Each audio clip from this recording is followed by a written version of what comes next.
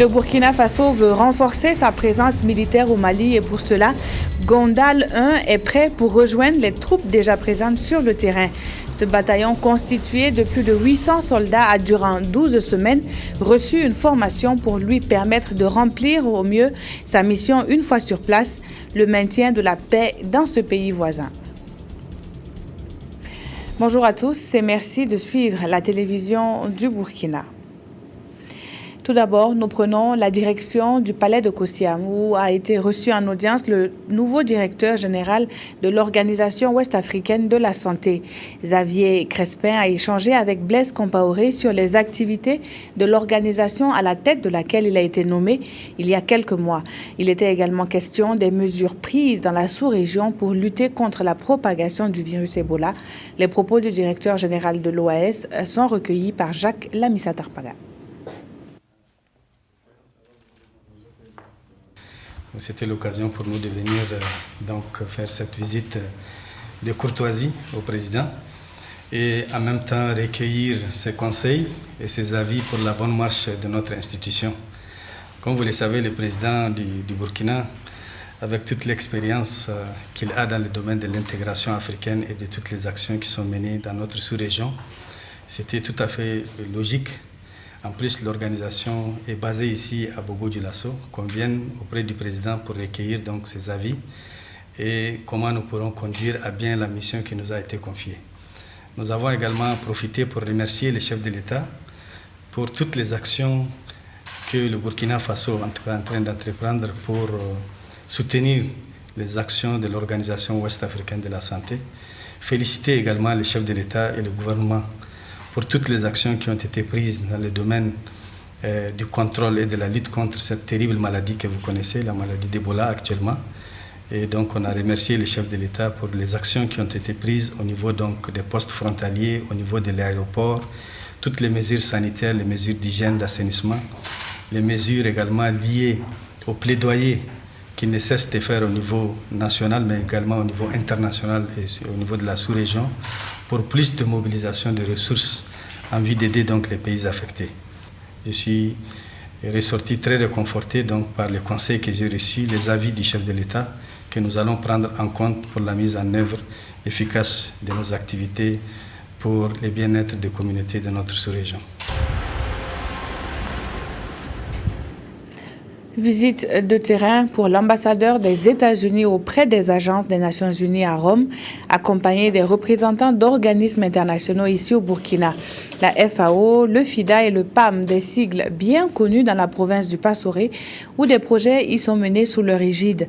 Et ce sont des réalisations allant de la nutrition infantile à l'appui des initiatives féminines, en passant par l'agriculture, qui ont reçu la visite des responsables de ces agences onisiennes. Le compte rendu de Zalissa Sanfo. C'est ici, au centre de santé et de promotion sociale de Arbolé dans le Passoré, que l'ambassadeur des États-Unis auprès des agences des Nations Unies à Rome a débuté sa visite. Une première étape qui lui a permis de comprendre le processus de prise en charge des femmes enceintes et des enfants malnutris. Un programme initié et piloté par l'UNICEF et ses partenaires. L'appui que le PAM apporte au CSPS de Arbolé parce que ça améliore l'état nutritionnel des enfants de 6 à 59 mois. Le PAM appuie régulièrement le CSPS de Arbolé. Nous avons un taux de guérison de 92%. C'est vraiment intéressant. Après Arbolé, cap sur le bas-fond aménagé de Goubi.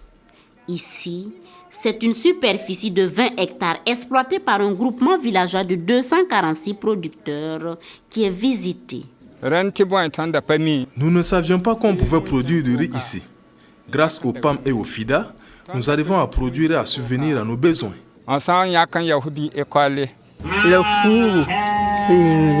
Notre préoccupation actuelle, c'est l'eau.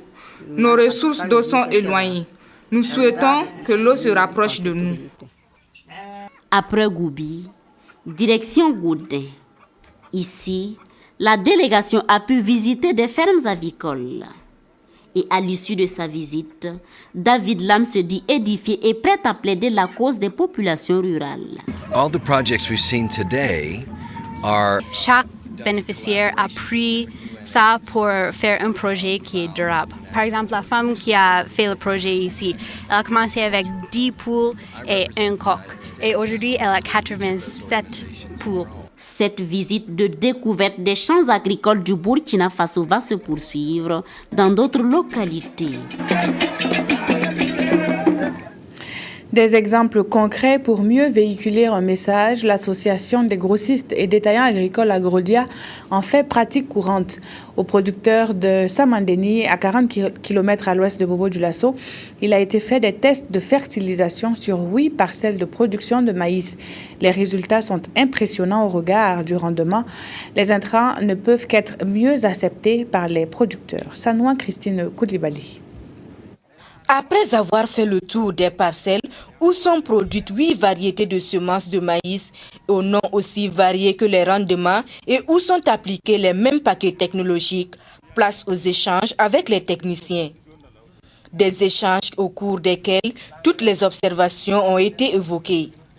Elles vont de l'adaptabilité des semences au sol au rendement en passant par la résistance aux intempéries et le cycle. Et après explication des techniciens, la variété comme Saya semble celle qui a le plus séduit les producteurs. On a l'embarras du choix parmi les variétés. Mais ce qui m'a beaucoup impressionné, c'est surtout la variété comme Saya. Et la nouvelle variété LKN 28 qui vient d'introduire. C'est une variété également jaune qui produit beaucoup, qui donne beaucoup d'épis. Mais selon les techniciens, et avec l'itinéraire technique bien suivi, en tout cas on arrivera à produire beaucoup, 6 à 9 tonnes hectares. Si les variétés qui m'a beaucoup séduit, c'est comment on appelle les noix morées comme ça, parce que les noms la même, la signification, et puis façon que nous voyons aussi, c'est égal à lui-même, quoi. Objectif atteint donc pour Agrodia, association des grossistes et détaillants agricoles du Burkina, qui en organisant cette visite commentée, voulait faire découvrir les intrants aux producteurs, mais aussi créer un cadre d'échange entre producteurs et distributeurs d'intrants. Il ne faut pas faire juste du commerce pour du commerce, mais sortir de ce cadre aussi pour aller sur le terrain et montrer aux producteurs qu'on peut s'accompagner ensemble dans le développement agricole. On leur montre par là les différentes variétés que nous avons et le potentiel aussi de ces variétés. Si on les accompagne avec toute la technologie qu'il faut. Parce que la variété à elle seule ne peut pas s'exprimer et donner ce potentiel que vous voyez. Cette activité a été conçue et mise en œuvre par le PRODIB, le projet de professionnalisation des distributeurs d'intrants au Burkina. À la fin du projet, Agrodia a pris la relève. La lutte contre le travail des enfants passe par l'amélioration des revenus des ménages. C'est en tout cas la conviction du projet Hercles, entendez, réduction du travail des enfants par l'éducation et les services. Les ménages ont été invités à s'inspirer d'un champ-école implanté dans la province du Twi, dans les Hauts-Bassins, l'une des 3 régions d'intervention du projet financé par le gouvernement américain. Pour nous, la présentation nous est faite par Sanoua Christine Koulibaly. Dans la province du Twi, l'orpaillage constitue avec la production cotonnière les principaux secteurs d'activité qui drainent de plus en plus les enfants, compromettant leur éducation et leur épanouissement. Un phénomène que le projet Hercles, réduction du travail des enfants à travers l'éducation et les services, veut combattre, mais en attaquant le mal à la racine, c'est-à-dire lutter contre la pauvreté dans les ménages. Il a été démontré que la pauvreté fait partie des facteurs qui poussent certains ménages ou bien certains producteurs à utiliser le travail, les enfants, dans le cadre du travail dangereux. Mais également, on s'est rendu compte que effectivement, c'est parce que au niveau de la productivité agricole, quand il n'y a pas le producteur ne maîtrise pas beaucoup les itinéraires techniques et ne les applique pas convenablement, donc ça le pousse à utiliser encore davantage d'enfants en termes de main-d'œuvre. Et ce champ-école, composé de 2 parcelles accolées sur lesquelles sont appliquées différemment les pratiques paysannes et celles technologiques, a permis aux apprenants d'approfondir leurs connaissances sur les bonnes méthodes culturelles. Avant, nous, on travaillait au hasard. Maintenant, le service de l'agriculture nous a montré comment travailler pour avoir un bon rendement. Donc désormais, nous allons adapter le système technique. Je suis ici pour une semaine, donc chaque jour, je peux visiter d'autres sites et voir le travail. Et c'est un travail très important.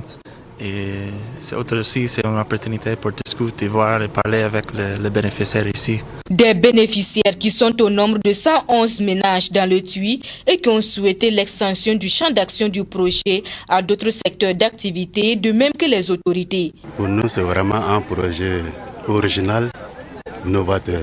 Nous pensons que dans les perspectives, il faut élargir le champ de projet à travers, à mon avis, la prise en compte des chaînes de valeur, à travers par exemple la création des micro-entreprises rurales au niveau de la production, de la transformation et même de la commercialisation. En attendant que ces doléances ne trouvent une oreille attentive, les élèves de l'école de Béréba, qui date de 1957, étudieront dans des salles de classe entièrement rénovées par le projet Hercles. Un projet financé par le gouvernement américain à hauteur de 5 millions de dollars.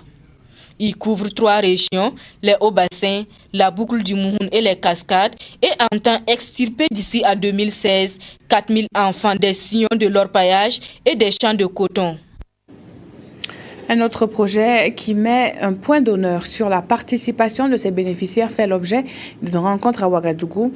Des experts sont réunis depuis ce matin pour valider un guide et une stratégie, celle de l'assainissement total piloté donc par la communauté, en abrégé ATPC. La méthode fait ses preuves bien au-delà de nos frontières et devrait permettre d'améliorer au niveau national l'accès à l'hygiène et à l'assainissement.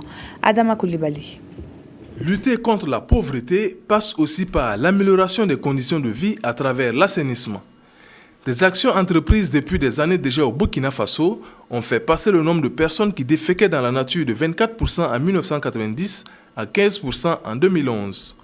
Des efforts certes, mais le combat est bien loin d'être gagné au regard des objectifs du millénaire pour le développement à l'horizon 2015. L'assainissement total piloté par la communauté ATPC, dont il est question au cours de cette rencontre, est une piste car il devrait permettre d'améliorer les conditions d'hygiène, surtout des populations rurales, à travers l'accès à un système d'assainissement adéquat. C'est une stratégie qui sera mise en œuvre en milieu rural. Les communautés locales, que ces communautés elles-mêmes puissent vraiment être impliquées, sensibiliser d'abord, comme on a toujours fait, au bien fondé de l'assainissement adéquat et pouvoir mettre en pratique ces stratégies parce qu'il y a un certain nombre d'actions qu'il faut poser, des actes qu'il faut adopter, ce qui veut dire qu'il faut aller vers un changement de comportement. Pour accompagner le Burkina Faso dans ce combat, plusieurs partenaires techniques et financiers, dont l'UNICEF, ont apporté leur concours. Ce qui est vraiment important de souligner, c'est que l'assainissement total porté par la communauté, c'est un investissement communautaire. Donc la philosophie même de l'approche, c'est que ce problème de santé publique, qui est un taux d'assainissement de seulement 6%, doit être approprié et mené par les communautés elles-mêmes. Cette nouvelle méthode ATPC, dans sa mise en œuvre, devrait sans doute permettre d'améliorer davantage le taux d'accès à l'assainissement, qui est passé de 0,8% en 2006 à 6% en 2013. Les images assez solides. Elle y est allée pour apprécier les conditions de vie de ses pensionnaires et en ressort avec un sentiment mitigé. La ministre en charge des droits humains, accompagnée de son staff, était à la maison d'arrêt de correction de Ouagadougou, où elle a fait le constat sur les difficultés des détenus, mais aussi ceux de la structure tout entière. Le point avec Claudine Bikaba. La maison d'arrêt et de correction de Ouagadougou-Mako a reçu une visite d'une personnalité de marque. Il s'agit de celle du ministre des Droits humains et de la promotion civique. Julie Prudence Nigna juge cette démarche légitime car selon elle, cela rentre dans le cadre des missions qui lui sont assignées et répond du même coup à la volonté du gouvernement de faire des droits humains une réalité au Burkina. Nous effectuons des sorties dans les maisons d'arrêt pour constater de visu quelles sont les conditions de détention des détenus, dans quelles conditions travaillent ceux qui sont chargés du fonctionnement des maisons d'arrêt, de l'organisation des maisons d'arrêt. Nous les avons déjà félicités pour le travail abattu parce que nous avons constaté qu'ils travaillent dans des conditions très difficiles et nous avons aussi rencontrer, visiter les lieux pour voir exactement ce qu'il y a à faire. Cette visite a été mise à profit pour échanger avec les responsables de cette structure qui ont relevé entre autres les problèmes d'alimentation, de santé, de la vétusté des bâtiments, mais aussi le problème de la surpopulation carcérale.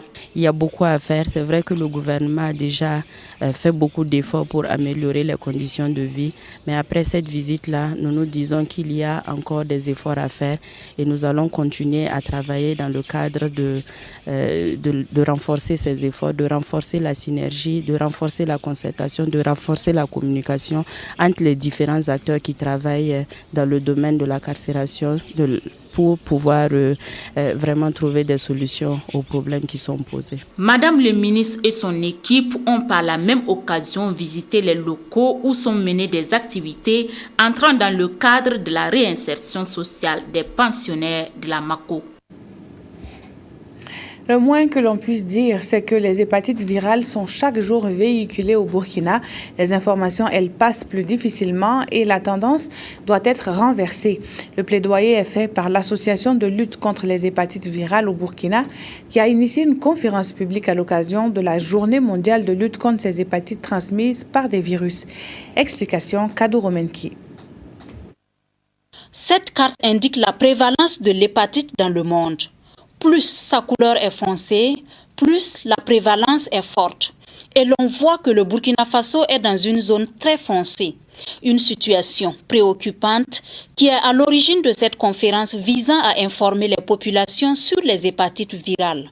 L'hépatite virale, c'est une maladie du foie qui est causée par des virus. Et les virus là, il existe 5 types principaux. On les appelle A, B, C, D, E. Mais chez nous, c'est surtout les virus A et B qui existent. Et le virus le plus dangereux, parmi ces deux, c'est le virus B.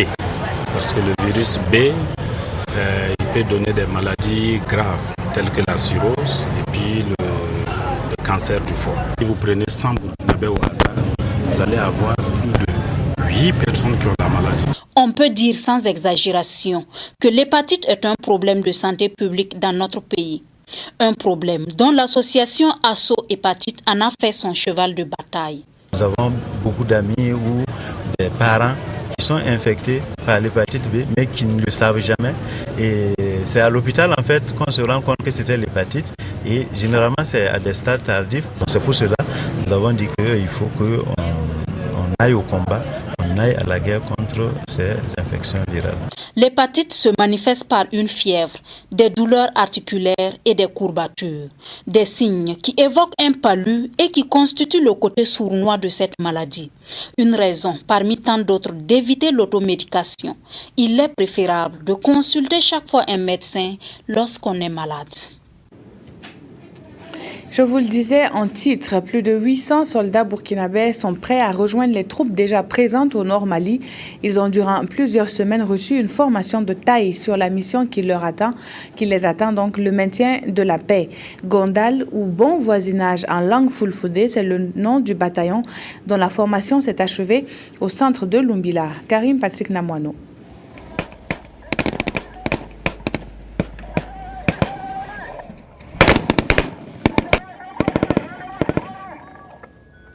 Cet exercice est peut-être loin des réalités que ces soldats burkinabés auront à affronter sur le théâtre d'opération au Mali, mais qu'importe, le commandement est confiant. Mais je suis confiant parce que les modules de formation ont été complets. Il y a eu surtout un module très important sur les IED, qui sont les engins explosifs improvisés. Vous savez que c'est ça, ce sont ces engins-là qui font le plus de victimes actuellement. Tout dernièrement, ces dernières 48 heures, le Tchad a sauté sur des mines, sur des engins aussi explosifs.